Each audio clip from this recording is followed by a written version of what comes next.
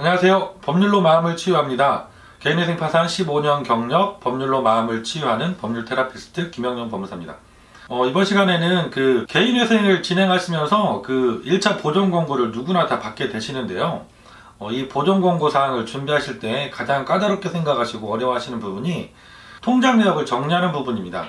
전국 모든 법원의 모든 회생위원들께서 보존 공고 사항에 빠지지 않고 요구하시는 것이 최근에 대출받은 돈들의 사용처, 그리고 최근에 사용했던 통장 내역, 카드 거래 내역 이런 것들을 꼼꼼하게 정리를 요구하시거든요. 이때 우리가 어떤 것들이 문제가 주로 되는지 이 부분에 대해서 오늘은 말씀드리려고 합니다. 이 문제가 되는 부분들이 많다고 하면 정리할 때도 어려움이 많으시고 또 청산 가치가 많이 올라가서 변제 금액을 산정할 때도 금액을 많이 납부해야 되는 경우들이 생깁니다. 하나하나 보면서 설명을 드려보도록 하겠습니다. 네, 제목은 개인회생, 통장 내역 이런 것이 문제가 된다. 먼저 우리가 개인회생 신청서를 법원에 제출하고 나서 보통 검토 받으시는데 한 달에서 한 달 반 정도 걸리시거든요. 그리고 나서 법원에서 1차로 보존 권고가 내려올 때 통장 정리 관련해서 어떤 내용들이 나오는지 실제로 제가 진행했던 사건의 사례를 좀 보여드릴게요. 첫 번째 보시는 화면은 최근에 청주지방법원에서 진행했던 사건에서 받았던 1차 보존 권고 내용입니다. 여기 보존 권고 1번 사항으로 보시면 이렇게 개시 신청일 1년 이전경부터 발생한 채무와 계좌 입출금 내역, 그리고 카드 이용 내역 50만원 이상에 대해서 최종 사용처를 정리해달라고 이렇게 어떤 부분들을 정리할지를 쭉 명시를 해서 보존 권고를 내려주셨습니다. 두 번째 화면은 제가 최근에 인천지방법원에서 진행했던 사건의 내용인데요. 여기도 보시면 마찬가지로 이 회생위원께서는 채권 번호를 특정하셨죠. 그래서 이게 여기서 특정된 채권 번호가 최근에 발생한 채무들입니다. 이분은 특히 최근에 채무가 엄청나게 많았던 분이시죠.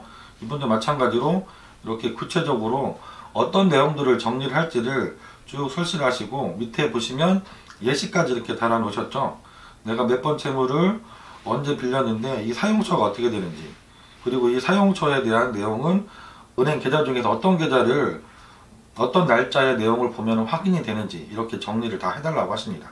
그러면 구체적으로 이렇게 법원마다 회생위원마다 조금씩 소명하라는 부분이 다르긴 한데 일반적으로 공통적으로 문제가 되는 부분이 어떤 것이 있는지 하나하나 설명을 드려보도록 하겠습니다.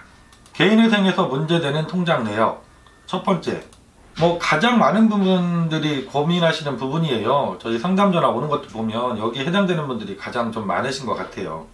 도박이라든가 아니면 게임, 비트코인이라든가 별풍선도 있으시죠. 그 다음에 주식 등으로 탕진한 금액, 이것은 일일이 다 정리를 해달라고 하세요. 그리고 대부분의 경우에 청산가치에 반영을 해달라고 하셔서 변제금이 상당히 많이 올라가게 되는 경우가 많습니다. 두 번째는 이거 아주 조심하셔야 되는 부분인데 일반적으로 우리가 전혀 생각을 못하고 사용하시는 경우들도 많습니다.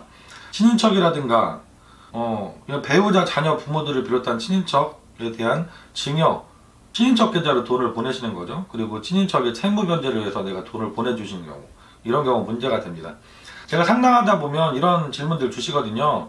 우리 배우자도 채무가 많아서 나도 배우자도 다 신용불량자가 될 상황이 돼버렸는데 내가 지금 추가로 대출을 받거나 카드에서 카드론을 받아서 우리 배우자의 카드 채무를 변제해도 되느냐, 이런 질문들 주시는데 이것은 당연히 하시면 안 되는 겁니다. 그리고 세 번째로 기관 대출금 이외에 개인 채권자에 대한 편파 변제. 여기서 기관 채권자라는 것은 은행이나 카드사, 저축은행 이렇게 금융기관들을 얘기하겠죠.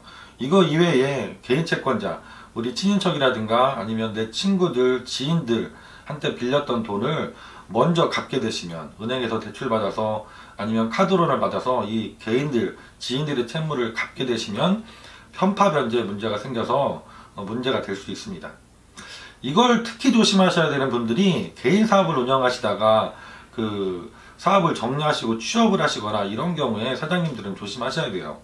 내가 사업을 정리하시면서 가게 보증금 일부 돌려받은 게 있거나 가게 설비나 비품을 정리하시면서 생긴 돈이 있는데 이 돈을 자연스럽게 사실은 주변의 지인분들, 친척분들 빚을 있다고 하면 그걸 먼저 갚게 되는 게 인지상정이긴 하거든요. 하지만 법률에서는 다 편파 변제라고 해서 문제가 될 수 있으니까 이 사용은 꼭 전문가와 상의를 하시고 어느 정도 선까지 괜찮은지를 알고 하시면 좋을 것 같아요.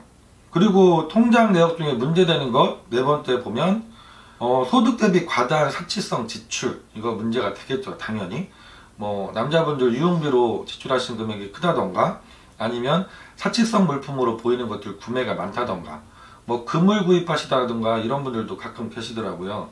물론 이게 뭐 카드를 돌려먹으려고 하는 경우들도 많이 계신데 이것도 역시 문제가 될 수 있습니다. 그리고 다섯 번째는 소명되지 않는 사용 금액. 법원에서는 최종 사용처가 어떤지를 요구하십니다. 그걸 소명하라고. 그런데 내가 CD기에서 현금으로 인출을 했다던가 아니면 다른 계좌로 이체를 했는데 거기서 또 현금 인출했거나 그 이체된 계좌에서 사용처가 소명이 되지 않는다고 하면 이것도 어디에 썼는지 법원에서 알 수가 없기 때문에 전부 다 청산가치에 반영해서 변제금을 그만큼 올려달라고 요구를 하시거든요. 그래서 현금으로 인출해서 쓰시는 거라든가 아니면 다른 계좌, 특히 지인들 계좌로 이체를 하신 다음에 사용하시는 것은 조심을 하시는 게 좋겠습니다. 오늘은 그 개인회생을 준비하시고 또 진행하다 보면 뭐 한 분도 빠짐없이 모든 분들이 해당되는 사항이에요. 최근에 내가 대출받은 금액, 그리고 최근에 내가 카드 사용한 금액에 대해서 최종적인 사용처가 어떤지를 다 따지시는데 이때 문제가 되는 부분들이 구체적으로 어떤 것들이 있는지를 말씀을 드렸습니다. 사전에 꼭 전문가와 상의를 받아보시고 준비를 하시면 좋을 것 같고요. 내 기본적인 재산 이외에 이렇게 문제될 수 있는 금액들이 얼마나 되는지도 확인해 보셔야 내 월 변제금이 얼마 정도 나올 수 있는지를 최종적으로 확인을 해 보실 수가 있으니까요.